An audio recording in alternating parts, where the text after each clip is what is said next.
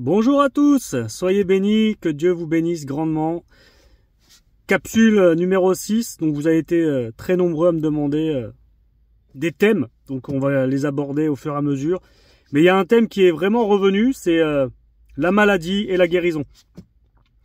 Donc on va faire en deux capsules, on va commencer par la maladie, parce que pour parler de guérison, il faut parler de maladie avant, de comment arrive la maladie.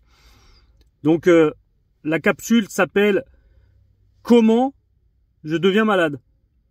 Et on va reprendre exactement le même passage que pour la capsule numéro 5. Ok? Donc qui nous dit, donc c'est dans Ésaïe 53, qui nous dit « Cependant », donc au verset 4, « Cependant, ce sont nos souffrances qu'il a portées », donc on parle de Jésus bien sûr, hein, « c'est de nos douleurs qu'il s'est chargé, et nous l'avons considéré comme puni, frappé de Dieu et humilié. Mais il était blessé pour nos péchés, brisé pour nos iniquités, le châtiment qui nous donne la paix est tombé sur lui. Et c'est par ses meurtrissures que nous sommes guéris. Amen. Alléluia. Alors, pourquoi ce passage? Parce que tout simplement, faut se rappeler que il a apporté toutes nos souffrances, ok? Mais ça ne veut pas dire qu'on va pas souffrir, ok? Faut juste avoir la foi, faut juste croire que il a pris toutes nos souffrances, que tout est accompli, ok? Mais on va parler d'abord de la maladie. Il y a des maladies diverses, comment elles arrivent. On va commencer par la première. Il y a des maladies que Dieu permet dans nos vies, dans l'unique but de nous rapprocher de lui parce qu'on est parti tellement loin de sa présence et que notre vie est tellement dans la débauche, dans l'adultère ou dans le péché que le Seigneur permet, que le Seigneur Jésus-Christ permet cela pour qu'on se rapproche de lui. Donc ça, c'est la première maladie et tu peux prier tant que tu veux. Il ne se passera rien parce que tu n'es personne pour dire à Dieu qu'il n'a pas de compassion envers toi. Non, tu n'es personne. Dieu a compassion de tout le monde. C'est pour ça qu'il te fait traverser cette maladie pour que tu puisses revenir à lui. Donc ça, c'est la première maladie. Après, là, il y a la deuxième maladie que tout le monde connaît, c'est la maladie naturelle. Donc, on attrape froid, on a la grippe, on a ci, on a ça. Bon, ça, c'est une maladie qui est naturelle, donc que tout le monde connaît. Mais après, il y a des maladies spirituelles. Et il y a les maladies vis-à-vis de l'héritage spirituel des parents, du côté de la mère, du côté du père. Donc ça, c'est des maladies qui sont de génération en génération. Ça peut être aussi des maladies qui sont arrivées parce que des gens vous ont maudit ou peut-être qu'il y a eu des pactes générationnels et cette maladie est là depuis longtemps et elle peut être chronique, elle peut être d'une certaine période, t'as une maladie. On a aussi les maladies des liens d'âme, donc c'est-à-dire que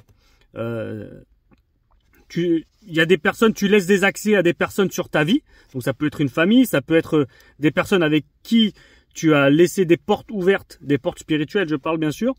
Et ces personnes te lancent des malédictions, te lancent des mauvaises choses et ils peuvent te maudire, ils peuvent dire qu'elle tombe malade, qu'elle ci, que ça. Et c'est des choses qui arrivent parce que malheureusement, on laisse des portes ouvertes. Et dans le monde spirituel, qui est très vague, qui est très vaste, pardon, qui est très très vaste. Il n'y a pas de limite dans le monde spirituel et si on ne ferme pas les portes, il y a beaucoup de choses qui restent en nous et on ne comprend pas pourquoi j'ai telle maladie, j'ai ci, j'ai ça, c'est chronique. Pourquoi ça arrive à moi, mais aussi à mon frère, à ma sœur de sang, pourquoi ça arrive aussi à mes parents. Donc ça, c'est des héritages de maladies qu'on peut avoir.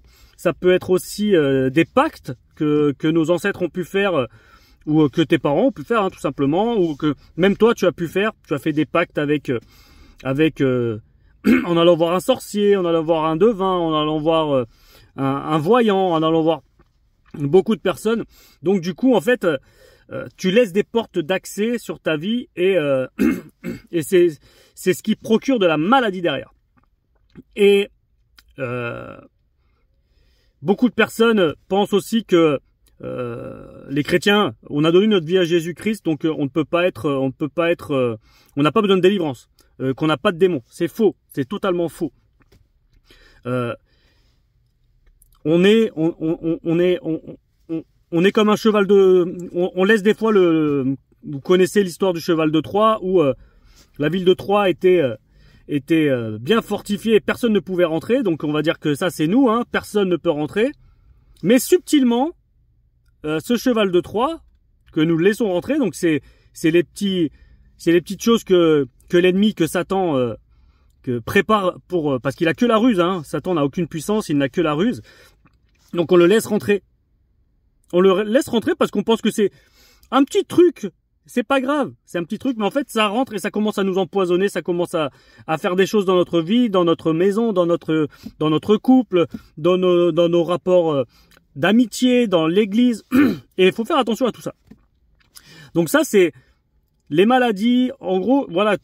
Après il y a d'autres possibilités de devenir malade, hein. Mais ce sont des choses qui sont importantes de connaître. Et je ne vais pas faire maintenant de prière de guérison. Non, avant, parce que ça sera la prochaine capsule. Donc, ça sera la capsule sur la guérison. Là, je viens de parler de la maladie. J'ai essayé d'être bref. Il y a tellement de choses à dire, mais j'ai pas envie de faire une vidéo trop longue. Là, ce que je vais faire, et on va prier maintenant. Je vais prier pour vous. Je vais prier pour que le Saint-Esprit vous donne le discernement pour que vous puissiez savoir qu'est-ce qui se passe dans votre vie. Ok? Je vous invite à prier avec moi et à recevoir cette prière. Seigneur mon Dieu, dans le nom de Jésus-Christ, en cet instant, je viens devant ta présence parce que tu es celui qui est, qui était et qui vient. Tu es le grand je suis. Et Seigneur, c'est par tes meurtrissures que nous sommes guéris. Seigneur, c'est par ton sacrifice à la croix, Seigneur, que nous sommes guéris, que nous sommes lavés de nos péchés, Seigneur. Et en cet instant, Seigneur, je clame pour mes frères et sœurs qui sont en train d'écouter cette vidéo. Oh Seigneur, dans le nom de Jésus-Christ, je clame, Seigneur, pour que tu puisses leur permettre d'avoir l'esprit de discernement, de pourquoi ils tombent malades, de pourquoi ils ont toutes ces choses qui se passent dans le récurrent dans leur vie, Seigneur. Je clame dans le nom de Jésus, maintenant, Seigneur, pour que tu puisses leur donner cet esprit de discernement. Saint-Esprit, descends sur eux en cet instant. Saint-Esprit, remplis-les en cet instant. Que tu puisses leur montrer, que ce soit dans des songes, que ce soit, Seigneur, par des personnes qui vont aller leur parler, par des personnes qui sont là à côté d'eux et qui veulent leur dire quelque chose. Manifeste-toi de la meilleure des manières pour eux, Seigneur. Manifeste-toi dans leur vie. Manifeste-toi et que tu puisses ouvrir leur entendement. Esprit d'entendement. Dans le nom de Jésus-Christ, manifeste-toi dans la vie de la personne qui est en train d'écouter cette vidéo. Dans le nom de Jésus-Christ, j'ai prié. Merci, mon Dieu. Gloire à ton saint nom, Seigneur, parce que je sais que tu vas te manifester avec puissance et que tu vas révéler la source des maladies qu'ils ont aujourd'hui, Seigneur. Merci, mon Dieu, dans le nom de Jésus-Christ. À toi, gloire et honneur. Amen. Je vous dis à très vite pour la prochaine capsule qui sera sur la guérison. Et quand vous écouterez cette vidéo, à la fin, si vous avez eu des révélations, si vous avez eu des choses, n'hésitez pas à les mettre dans les commentaires pour que demain, je puisse... à la prochaine vidéo, je puisse prier spécifiquement pour certaines douleurs, pour certaines maladies que vous avez. Que Dieu vous bénisse. Je vous aime dans l'amour du Christ et je vous dis à très vite. Soyez bénis et passez une excellente journée avec le Seigneur. N'oubliez pas, Jésus vous aime tel que vous êtes. Il regarde votre cœur d'abord, ok?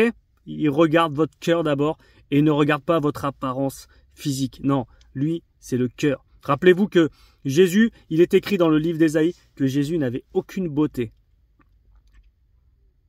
Il était méprisé. Mais vous savez quoi? Il a fait quelque chose d'extraordinaire. Il nous a donné la vie éternelle pour ceux qui croient en lui. Soyez bénis.